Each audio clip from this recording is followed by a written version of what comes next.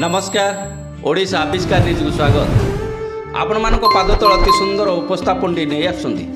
आमर हिंदू धर्म पिला माने जेतबेले स्नान करुछंदी सेमाने हुए तो जानी नांती जे कौन शुल्क पाठ कले बा कोनोसी जो मुनि ऋषि मानकर सेमानकर नाम उच्चारण कले ए मन पवित्र होता है।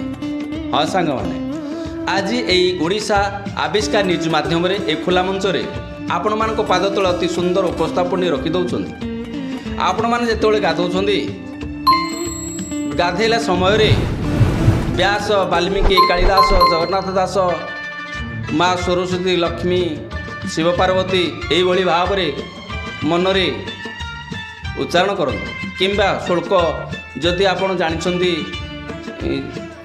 जदि आपण मैंने पाठ पढ़ी ना गंगा जमुना सरस्वती नर्मदा सिंधु कावेरी ऋषिकुल्या बैतरणी भार्गवी रामायण दया ये नाम उच्चारण करूँ।